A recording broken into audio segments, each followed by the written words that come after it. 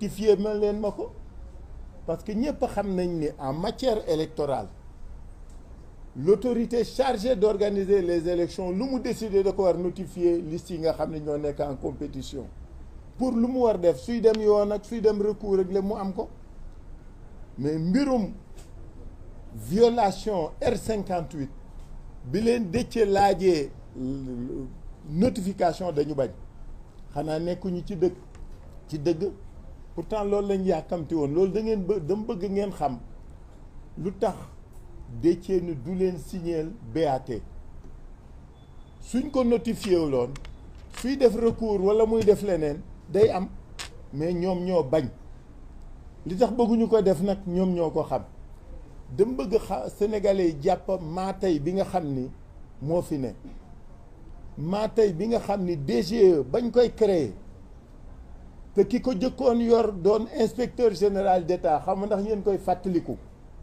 2012 ki jiite woon DGE te ñu mujj ko def ministre délégué te mu organiser élection yi kookoo indi alternance ba ki fi nekk tey falu fi xam nga ndax yéen koy fàttaliku cette même DGE encore nga xam ne dañuy fexe ba dañ koy jox ci administration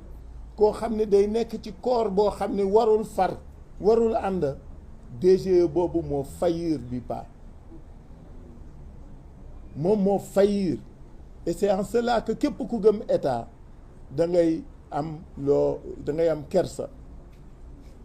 parce que l'administration est écrite soo jëlee décision bala nga ma ko bala mu ma doon applicable il faut nga bind ko walla nga taf ko pour qu'on dise que nul n'en ignore donc loolu dama koy fàttali rek pour ngeen xam lu tax Déthié est fondé à ne pas viser le BAT parce que ñaari étape la Déthié day viser BAT bi ministre bi mooy signer BAT bi dama bëgg ngeen xam responsabilité ku nekk ci boobu processus mais expliquer na leen ko ñun la ñu laajoon la ñuy laajaat on veut que notre tête de liste soit sur le bulletin de vote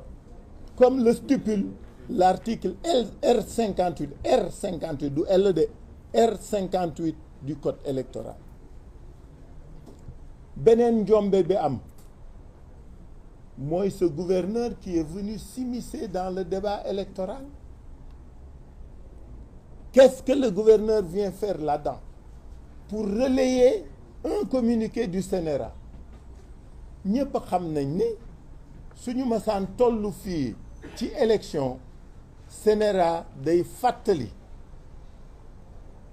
mbirum campagne déguisée mbirum propagande déguisée ñëpp xam nañ ko parce que L61 su ngeen xoolee le premier paragraphe qui est le paragraphe générique dafa expliquer ni dañu tere propagande déguisée à travers ou par le support des médias publics et privés après ñu expliquer lan mooy campagne déguisée donc xam nga li ñu làkk lu leer la et du fi lu bees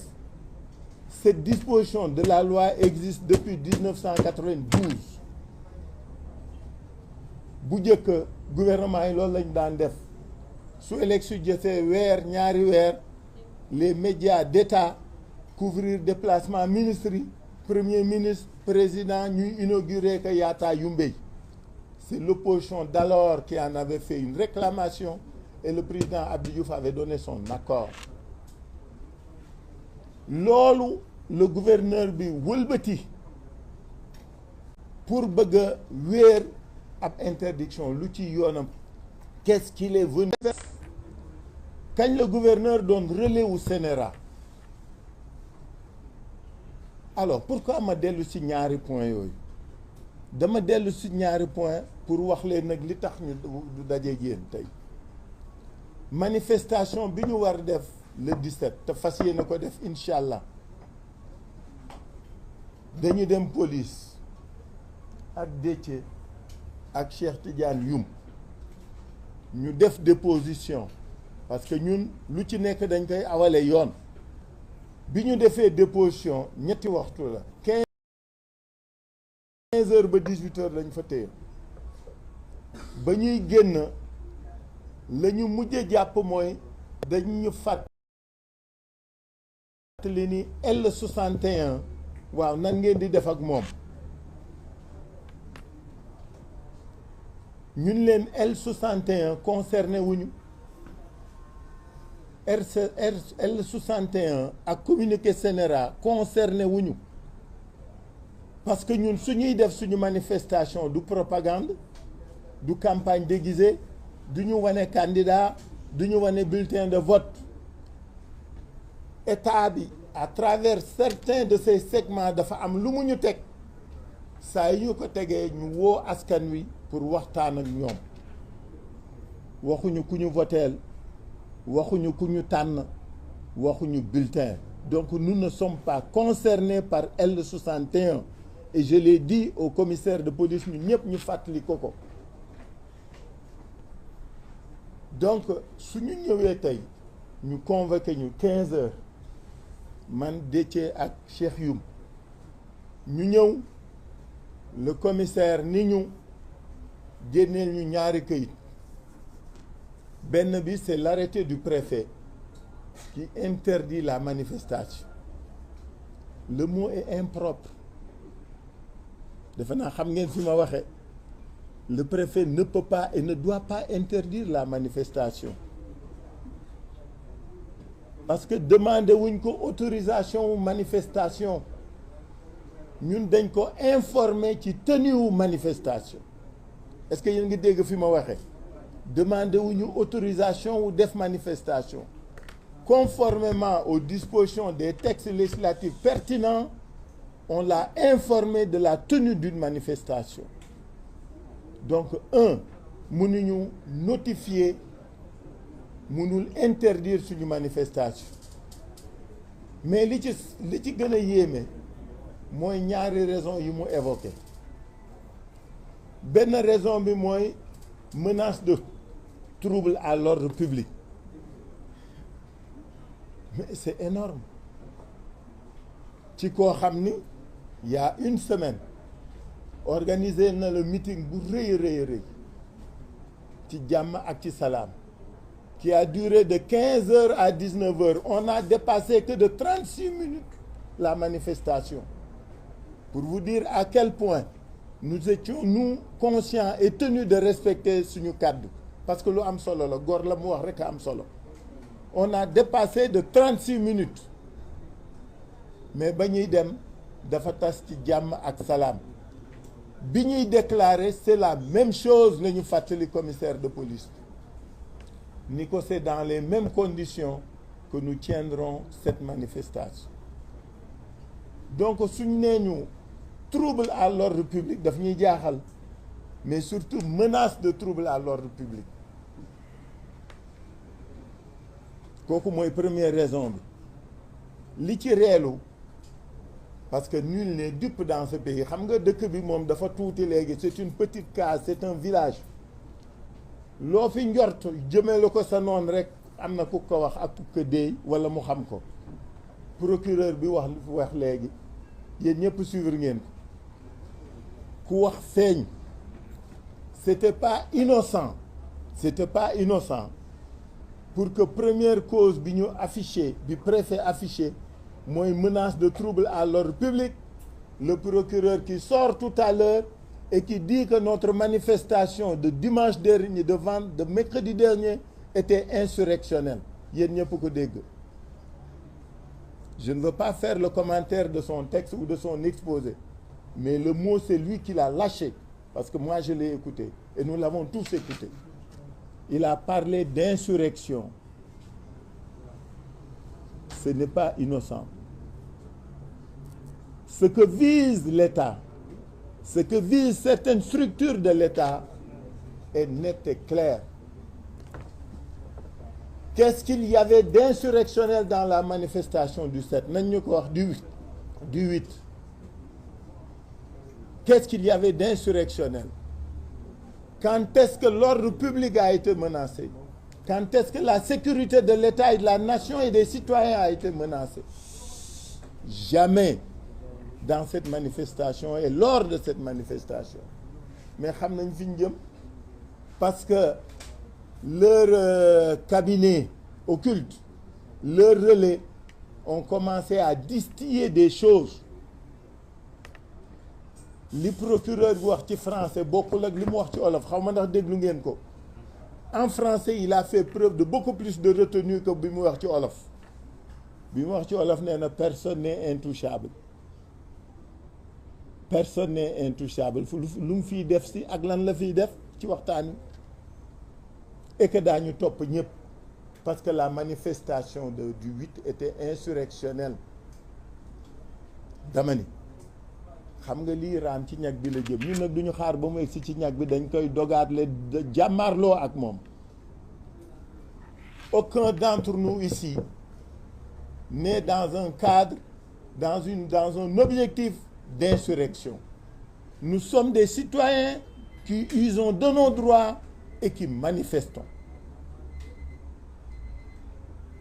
Comme que feeñaguñu ñoom ñun ñoo ngi leen di xaar ñun xam nañ fi ñu jëm xam nañ li ñu bëgg a wax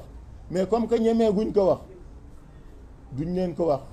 mais je veux que rek prendre l'opinion à témoin parce que nag ci leader yi kenn doo nga fi dëkk Casamance.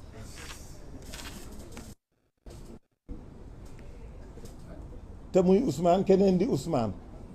vous avez compris ce que je veux dire donc dama bëgg ngeen disséquer ngeen déglu li procureur bi wax ngir tey xam nga ëllëg lañ jëm te li ci kanam rawu li bët loolu olof yi wax na moi je dis à l'opinion publique nationale et internationale que am na lu kenn dul nangu nag gis nga yëf ki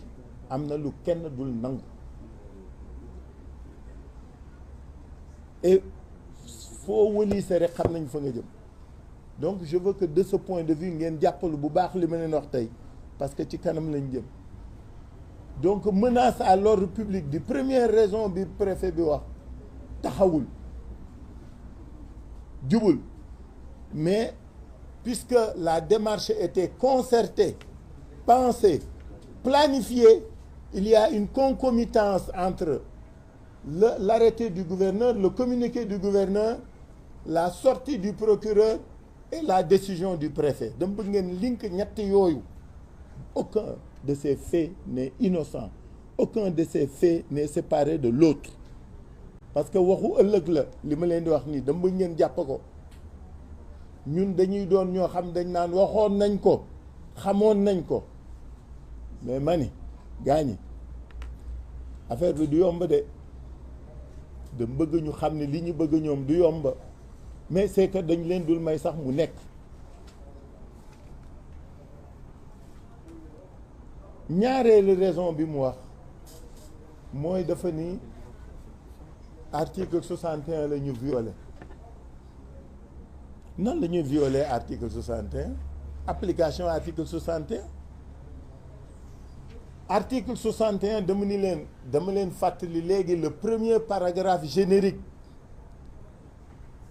l'article 61 concerne la campagne déguisée à travers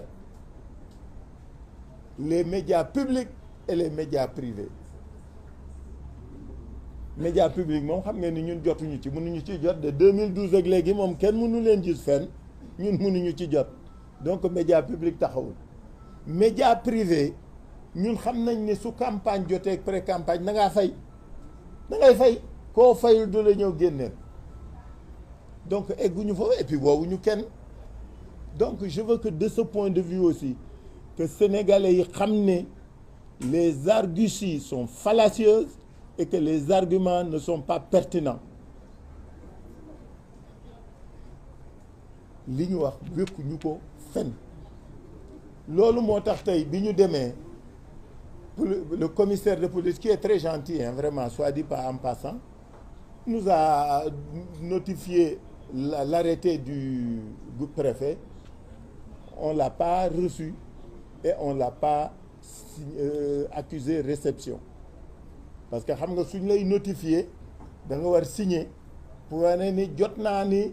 lii décision préfet bi policier commissaire sangam jox na ma ko dañu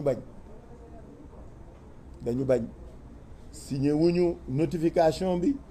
jëluñu arrêté bi kooku dama bëgg Sénégal yëpp xam ko. xam nga lu muy wunda mooy li ñu fas yéene daañ ko def ci kàttanu yàlla. On maintient notre manifestation parce que base yi nga xam ni moom lañ ñu jox taxawul. Il y a aucune base légale bu fonder démarche du préfet bi aucune. Menace de trouble à l'ordre public et violation de l'article L61 du code électoral ñaar yooyu la avancé. bëgguma monopoliser parole bi lu yàgg mais li ma bëgg wax suñu mbokk askan wi mooy suba dañuy manifester suba ginnaaw suba ginnaaw suba dañuy manifester incha allah na ñëpp tase place de l'Obélisque dama bëgg nit ñi jàpp ko parce que liñ ñu wax taxawul du yoon wéeruwul ci yoon te taxawul fen moo tax nanguwuñ ko. Et nous continuons à appeler au rassemblement du vendredi à la place de la nation. Que nul n'en ignore. Parce que nag xam nga li bëgg a soof ciif ki xam nga mooy lan mënuñu nekk dans un pays et dans un régime où le pouvoir doit toujours se choisir ses adversaires affaire nag day bëgg a pangaañi. am na lu kenn dul nangu ñaar am na je vous ai dit depuis le départ il y aura jamais de troisième je l'ai dit je le répète duñu ko nangu duñ ko seetaan duñ ko fekk te gars yi nag li mu leen wax dama bëgg ñu jàpp ko wax naa ko fi benn yoon dama bëgg ñu xam ni li mu leen jaral la ñu jaral ça c'est pas des paroles en l'air li mu leen jaral la ñu jaral et on se connaît nag dans ce pays. Alors donc je voulais vraiment que nit ñi xam askan wi que mënuñu nangu aujourd'hui des décisions sont prises leur applicabilité pose problème kenn mënuñu wax nan lañ koy defee soo nee damay kaas ñu ni dafay ñaxtu soo nee dama bëgg a dénoncer ñu ni dafay ñaxtu kenn ñaxtu fi kenn jaay fi dara ñiy jaay doole ngi nii di jaay doole di avancer mais gor nag am na foo xam ne su ngeen fa tolloo da koy jaral ba kanam gor soo koy bëmax di ko bëmax ba mu sës dafa am nu mu koy jaral. Alors donc je termine par là les bases yi ñu bëggee defee bulletin bi on refuse de nous les notifier pour ñu xam lan lañ ciy def les bases légales yi nga xam ni moom la préfet bi utiliser pour ni dafay interdire suñu man alors que amul droit interdire ko. mënu ko interdire on lui a pas demandé d'autorisation on a déposé une information dama bëgg bu kenn di fàtte loi bi on lui a déposé une information à organiser une manifestation dañ la yëgal looy tàggaloo kii tàgguwuñ ko ñaanuñu ko dañ ko yëgal dama bëgg Sénégalais xam liy waral coow li ñaanuñu ko demandé wuñ ko autorisation dañ ko yëgal mënuñu tere donc tout le monde vendredi inchallah à l'Obélisque je vous remercie. Bien. On va enchaîner avec Ousmane Sonko.